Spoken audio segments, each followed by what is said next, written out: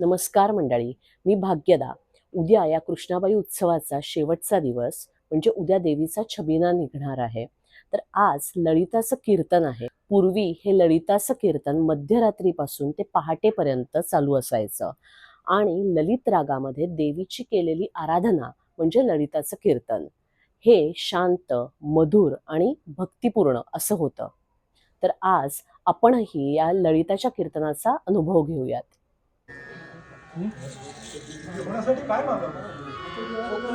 खरं म्हणजे काहीच मागू नये. कुठे लावते आणि याला कोणी अपवाद नाही बरं. ह्याच्यावर लावायची कोणी अपवाद नाही. मग हे का करायचं? निदान दिशा तरी ही ठेवूया की नाही. मनुष्य म्हणून जन्माला आलेल्या जीवाचं सर्वोत्तम, आपल्या मनुष्य देहाचं सर्वोत्तम ऍप्लिकेशन जर काय असेल,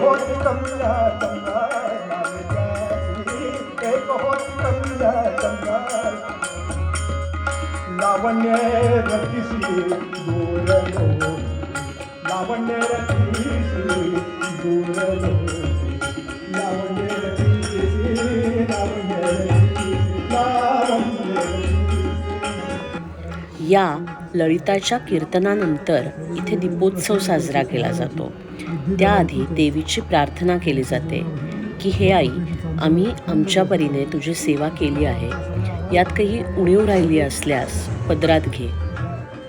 हा सबंध उत्सवातला सद्गदित करणारा क्षण आहे. यावेळी प्रत्येकाचे डोळे पाणावलेले असतात. प्रत्येक जण कृष्णाबाईचं रूप डोळ्यात साठवून घेत असतो, कारण आता पुढच्या वर्षीच हे रूप दिसणार असतं. यानंतर इथे गुलालाची उधळण केली जाते आणि एका अर्थाने उत्सवाची सांगता केली जाते. उत्सवाची सांगता होत असताना इथे नयनरम्य दीपोत्सव साजरा केला जातो. दिव्यांच्या मंद प्रकाशात देवीचं रूप अधिकच खुलून दिसत आहे.